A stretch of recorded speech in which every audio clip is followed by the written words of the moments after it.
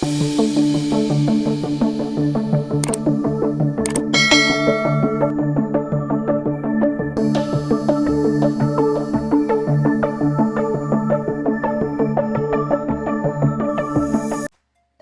tayo magpatuloy, huwag kalimutang mag-subscribe sa aking channel.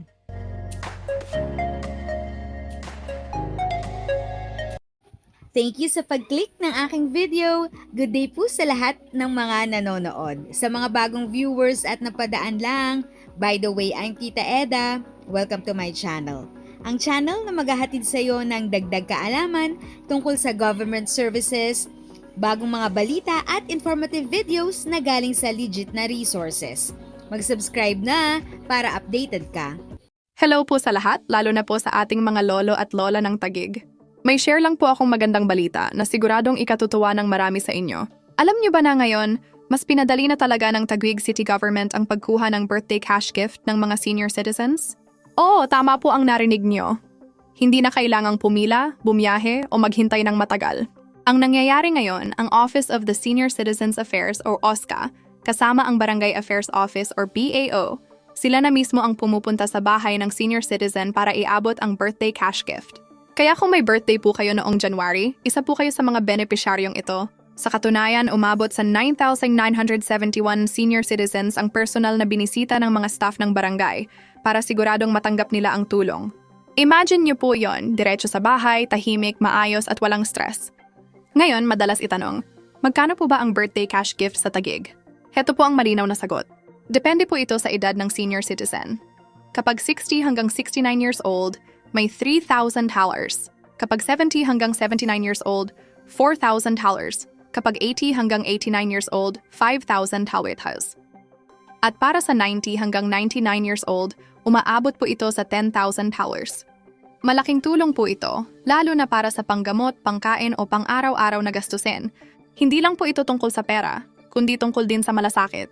Ayon mismo sa Taguig LGU, kaya nila ginagawa ang house-to-house distribution ay para hindi na mapagod ang mga senior citizens, lalo na yung may edad na, mahina na ang katawan o may iniindang karamdaman. Mas ligtas, mas komportable at mas dignified po talaga. Dito po makikita kung bakit tinatawag ang Taguig bilang isang caring city. Hindi lang puro anunsyo, ramdam talaga ang serbisyo. Inaabot nila ang tulong kung saan naroon ang mga lolo at lola. Hindi na kailangang lumapit pa ang senior sa gobyerno. Kaya para sa lahat ng January celebrant na senior citizens ng Taguig, happy birthday po sa inyo. Patuloy po kayong aalagaan at pahahalagahan ng inyong lungsod. At sa totoo lang, sa mga ganitong programa, masasabi mo talagang masarap tumanda sa Taguig? If sa tingin mo, natulungan ka ng video ko na ito, nakasave ka sa oras mo, you can click yung thanks button at any amount ay malaking help sa pag-grow ng channel ko. Yun lang po muna ang aking update. Sana ay nakatulong na dagdag kaalaman ang aking shinare today. Ang goal ng aking channel ay mag-create ng awareness. Kung ganitong mga topic ang gusto mo, panoorin mo ang mga videos ko na ito.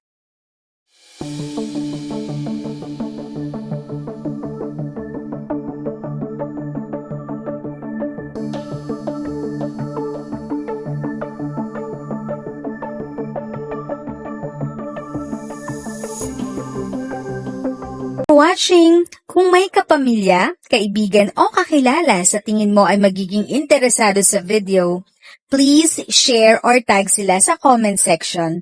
At syempre, if nagustuhan mo ang video, i-like mo na ito at subscribe ka na din. As always, feel free to write your questions, comments, and opinions respectfully. And continue to be a blessing and stay safe.